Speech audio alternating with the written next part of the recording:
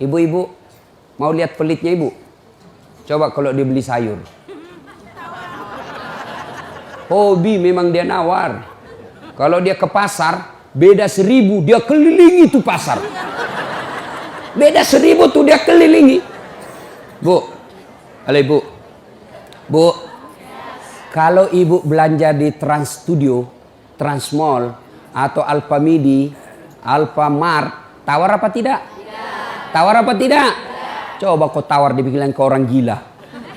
Lalu pedagang kasihan yang sesama kita pribumi datang naik sepeda motor, kadang kala sepeda, dia datang, dia sudah panggil kita, ya Bu Haji, Bu Haji makin cantik aja, masih nawar. Apa namanya kalau bukan pelit? Sudah enaknya itu, berapa Mas? 10.000 Bu Haji, 11.000 ya. Mantap. Kalau kan ibu-ibu yang suka nawar, kalau bapak-bapak kan tidak suka nawar ya. Ibu-ibu tuh suka betul nawar. Bu, ibu mau ndak suaminya diambil orang? Mau? Silahkan pelit. Orang pelit itu tidak ada yang suka. Bahkan orang pelit sekalipun tidak suka sama orang pelit. Benar Pak. Begitu jeleknya itu sifat pelit, tidak ada yang suka. Coba saya tanya, bapak-bapak senang tetangga dermawan atau pelit? Ibu-ibu senang suami yang pelit atau dermawan? Senang mantu yang pelit atau dermawan? Teman-teman yang pelit atau dermawan? Dermawan, tidak ada orang suka orang pelit. Bahkan orang pelit pun tidak suka sama semuanya pelit. Jangan kau ke rumahnya, pelit dia itu. Padahal dia juga pelit. Begitu jeleknya itu sifat pelit. Demi Allah, tidak ada orang bangkrut gara-gara sedekah. Adakah pernah bapak dengar? Mas, tuh yang di sudut rumah di komplek, tuh kaya betul dulu Ustadz. Cuma karena dia rajin sedekah, bangkrut. Ada? Tidak pernah. Biasa kita ini sangka buruk kepada Allah. Tidak mau bersedekah karena sangka buruk. Nanti saya makan apa? Nanti saya makan apa? Jangan cemas rezeki. Jangankan diambil orang. Tertukar saja tidak. Cicak aja dijamin rezekinya. Tahu cicak? Tahu? Cicak makan apa ibu? Masuk akal enggak? Enggak masuk akal. Gimana caranya? Satu di dinding, satu terbang. Di mana ketemu? Enggak ada terminalnya. Kalau pesawat terbang, kita jalan, ada ketemunya di mana? Di bandara. Ini cicak satu terbang, satu di dinding. Di mana ketemunya? Tapi lagu kita waktu kecil kan, cicak-cicak di dinding, diam-diam merayap. Datang seekor nyamuk. Nyamuk yang datang. Nyamuk yang datang. Allah jamin rezekinya. Lagu tidak bilang cicak lompat ke nyamuk. Setengah mati cicak kasihan. Iya kan? Itu cicak, tidak sarjana, tidak punya kursus, tidak ada kaki, tidak ada otaknya, tidak cerdas, bisa hidup. Apalagi ibu, jangan pelit. Sedekah, Allah sudah jamin rezekimu. Bu, ada suaminya mulai selingkuh? Ada? Tidak usah curhat sama tetangga, apalagi curhat di Facebook. Tak kusangka kau begitu. Pret, beleng-beleng. Rahasia keluargamu kau ungkap di Facebook. Begitu mulai, bu, ciri-ciri laki-laki yang sudah mulai lain-lainnya. Kalau yang selama ini tidak pernah pakai sisir keluar, tiba-tiba rapi. Tidak pernah pakai parfum, tiba-tiba beli parfum malaikat subuh. Yang tadinya keluar rumah tidak pernah pakai setrikaan, langsung rapi. Yang paling mencurigakan kalau dia terima SMS dalam kamar mandi. 70% wajib dicurigai. Kalau sudah begitu ibu tidak usah curhat sama tetangga. Lebih curhat kepada Allah. Bangun ibu sholat hajat. Lakukan sampai 8 rakaat. Setiap 2 rakaat di sujud terakhirmu kau berdoa kepada Allah.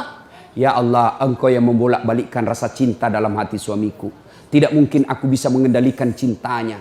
Ya Allah, tidak mungkin aku jaga dia 24 jam. Engkau yang maha menjaga ya Allah. Ya Allah, pelihara suamiku dari godaan perempuan lain. Ini ada duit saya 500.000. Saya tolak bala besok ke panti asuhan. Mudah-mudahan 500.000 suamiku terhindar dari wanita jahat. Bismillah.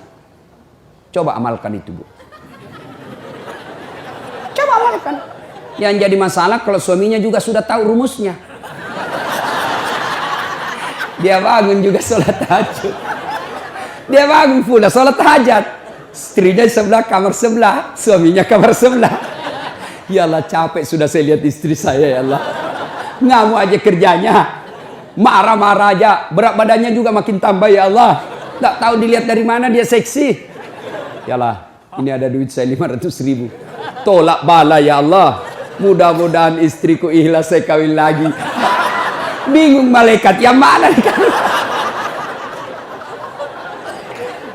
Jangan pelit. Demi Allah, tidak ada orang bangkrut gara-gara sedekah. Saya kasih contoh. Tanggal 4 kemarin, sehari sebelum lebaran. Ya, tanggal 3 malam. Ada anak-anak usia 19 tahun. Bapaknya Flores, mamanya Toraja, Kristen. Karena sering dengar ceramah saya di YouTube, akhirnya dia memutuskan diri masuk Islam. Desember kemarin. 19 tahun. Tanggal 3 malam, dia DM ke saya di Instagram. Ustadz, saya ini dicerita cara mualafnya. Kemudian besok sudah mau lebaran, saya belum punya baju baru Ustadz. Saya lihat Ustadz ini bagus-bagus bajunya. Di mana belinya Ustadz? Saya bilang sebenarnya baju saya tidak dibeli, bikin sendiri. Tapi yang lebih sebenarnya lagi, bukan baju yang bagus, saya yang gagal. Ya, sudahlah.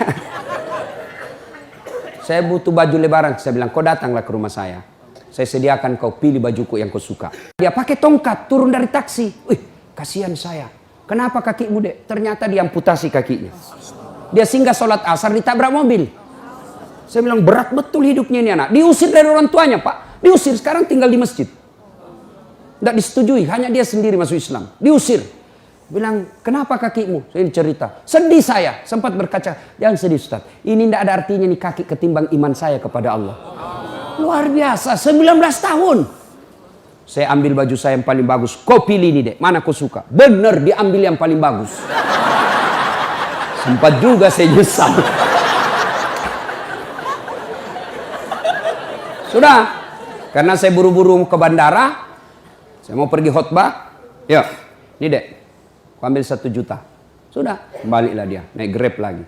Sudah, perjalanan saya ke bandara, masuk WhatsApp. Tik, tik, tik, tik. Ustadz, berapa nomor rekeningnya? Wakil Wali Kota Balikpapan. Dalam hati saya bilang, kenapa lagi Pak Wali? Ada apa? Padahal dalam hatiku, segeralah.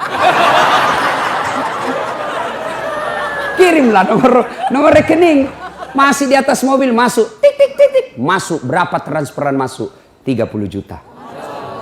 Tadi keluar 1 juta. Tidak cukup sampai situ. Allah balas lebih banyak. Sampai saya di airport, bandara, depan pintu 7 nunggu saya keberangkatan. Tiba-tiba ada ibu-ibu lari. Bawa amplop. Ustadz, tunggu dulu Ustadz. Apa? Ini dalam hatiku. Ada apa lagi? Padahal cepat sudah. Ini ada ternyata ada fans saya, dia lihat saya di bandara, dia mau kasih, tapi coba buru-buru mau masuk bandara, dikasih saya melalui itu ibu, nih ada Ustadz titipan dari ini, oke, saya buka, berapa isinya? 10 juta. Sudah 40 itu kan gantinya. Besoknya tanggal 5 selesai khotbah, biasanya kalau saya khotbah dikasih itu ibu 25 juta sama itu Bu Bupati. Berapa saya dikasih waktu itu? 35 juta. Berapa Allah ganti? 75. Keluarkan 1 juta, Allah ganti 75 juta. Kenapa ibu miskin? Karena ibu malas bersedekah. Selalu berkeyakinan saya miskin. Maka Allah, ana inda sanni abdibi. Saya tergantung sangkanya hambaku. Kalau kau sangka tidak mampu, maka kau kukasih tidak mampu. Sedekah ibu. Allah tidak lihat 1 jutanya. Allah tidak lihat 100 ribunya. Yang Allah mau nilai, kamu sedekah enggak 1 hari ini. Jangan pernah lewatkan maghrib tanpa sedekah di hari itu. Coba amalkan. Coba. Kenapa kita tidak bisa umroh? Karena selalu yakin saya tidak mampu. Maka Allah ya sudah kau yakin tidak mampu. Sedekah. Pulang ini kau sedekah sama tetanggamu. Cari orang miskin. Cari janda-janda tua. Tidak usah janda muda. Banyak yang bisa selamatkan. Jelas? Salatullah salamullah ala toha rasulillah. Salatullah salamullah ala yasin habibillah. Nah, sudah banyak sebenarnya penyakit hati tapi waktu yang terbatas. Saya cuma bilang waktu yang terbatas. Saya ada acara di Bandung Ibu jam 10. Saya ini orang kampung. Saya tidak tahu Bogor ke Bandung jauh. Saya pikirnya 1 jam. Inilah kalau kita pakai pulsa lokal. Saya orang kampung, tidak tahu saya. Oh ternyata jauh.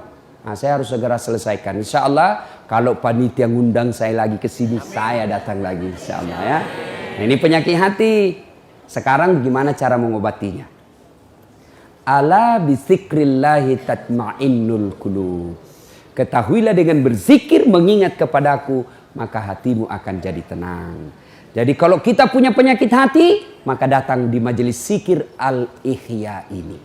Ini salah satu caranya. Memang ibu tidak dapat voucher. Memang ibu tidak dapat undian. Tapi apa yang ibu dapat? Ilmu. Tapi ilmu tidaklah terlalu menolong ketika ilmu itu tidak diamalkan. Amalkan yang Bapak Ibu tahu, maka Allah akan berikan ketenteraman jiwa, ketenangan hati. Kalau hati sudah tenang, itulah kekayaan kita yang paling baik. Ibu Bapak, inilah tausiah kita, mudah-mudahan ada manfaat.